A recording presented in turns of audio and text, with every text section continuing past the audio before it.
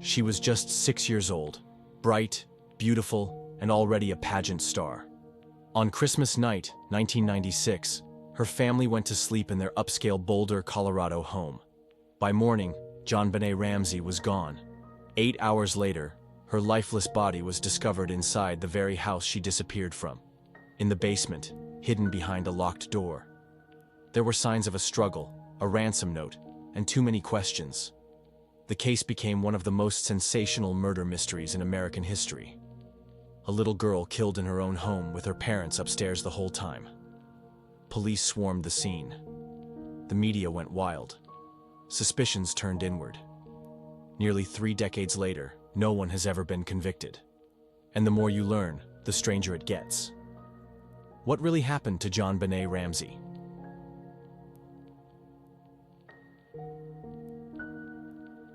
JonBenét Patricia Ramsey was born in 1990 in Atlanta, Georgia, but her family later moved to Boulder, Colorado. Her father, John Ramsey, was a wealthy businessman. Her mother, Patsy, a former beauty queen herself, was heavily involved in JonBenét's pageant career. By the age of 6, JonBenét was already a rising star in the pageant circuit, known for her blonde curls, big smile, and elaborate costumes. To the outside world, the Ramseys had it all: money, status, and the picture-perfect family.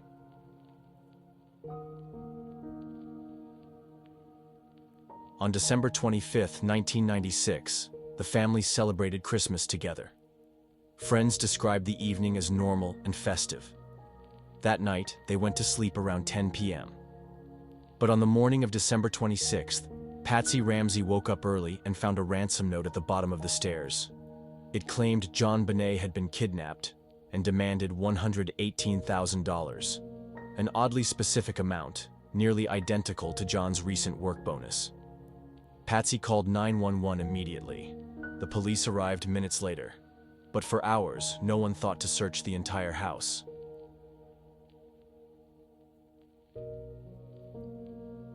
Then, just after 1 p.m., John Ramsey went downstairs and found JonBenét's body in the basement, wrapped in a blanket, with duct tape over her mouth and a garrote around her neck.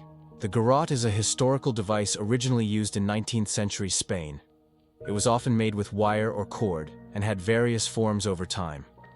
While its exact function varied, it became known as a method used in covert operations or during periods of conflict.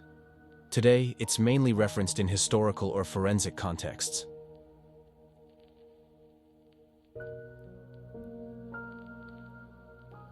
The scene was horrific. JonBenét had been strangled and suffered a blow to the head. There were signs of a struggle and possible indications of sexual assault, though this was never officially confirmed. The ransom note itself was bizarre. 3 pages long, handwritten on paper from the Ramsey home. It referenced movies like Dirty Harry and Speed, and was written in a tone more like a screenplay than a real threat. For many, it seemed staged. Investigators were immediately divided. Some believed the Ramseys were involved, either directly or through a cover-up. Others pointed to the possibility of an intruder. But the crime scene had been compromised. Friends and family had been allowed to roam the house before the body was found. Key evidence was contaminated.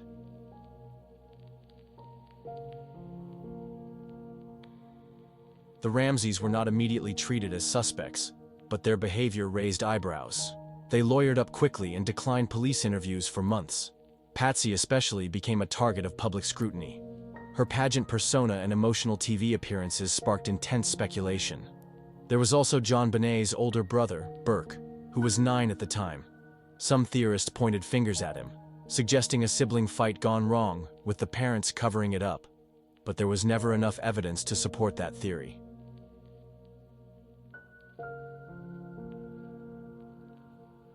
Years passed, and DNA testing became more advanced. In 2008, touch DNA on JonBenét's clothing pointed to an unidentified male, not anyone in the Ramsey family. The Boulder District Attorney officially cleared the Ramseys of involvement. Still, the case remained open. A drifter named Gary Oliva once confessed, but his story didn't add up. Another suspect, John Mark Carr, made headlines in 2006 by claiming he was with JonBenét when she died. but his DNA didn't match, and he was never charged.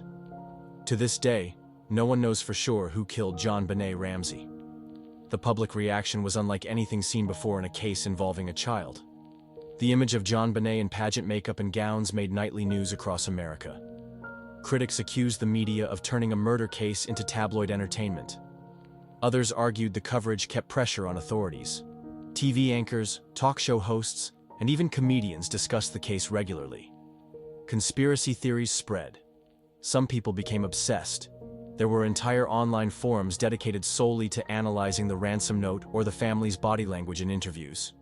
The FBI was called in early on, but jurisdictional conflicts slowed the investigation. The Boulder Police Department had never handled a murder case this complex or high-profile, and mistakes were made. Evidence wasn't properly preserved. Key witnesses weren't interviewed early enough, and leads went cold before they were followed up.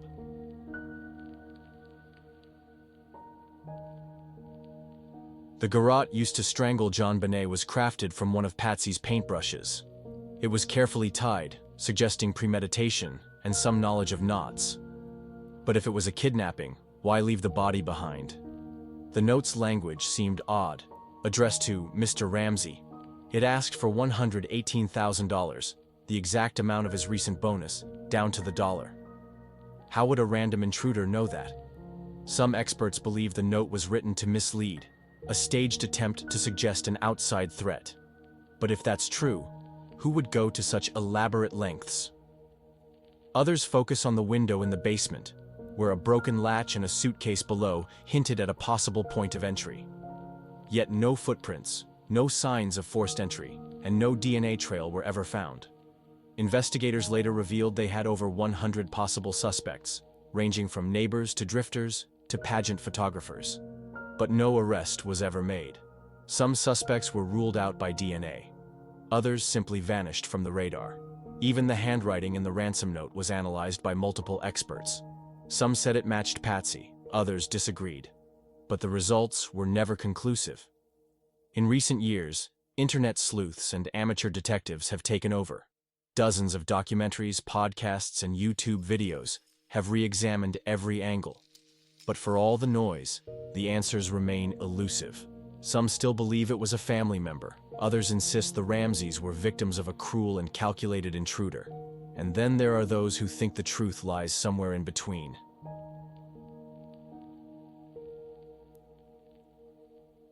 JonBenét Ramsey should have been a teenager going to prom, a college student figuring out her future.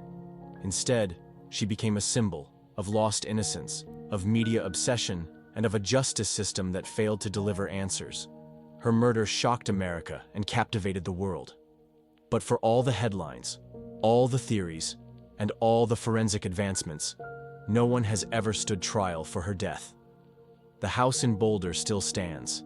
The ransom note remains a haunting mystery, and the little girl in the pageant dress is frozen in time. So the question still echoes, decades later. Who killed JonBenét Ramsey?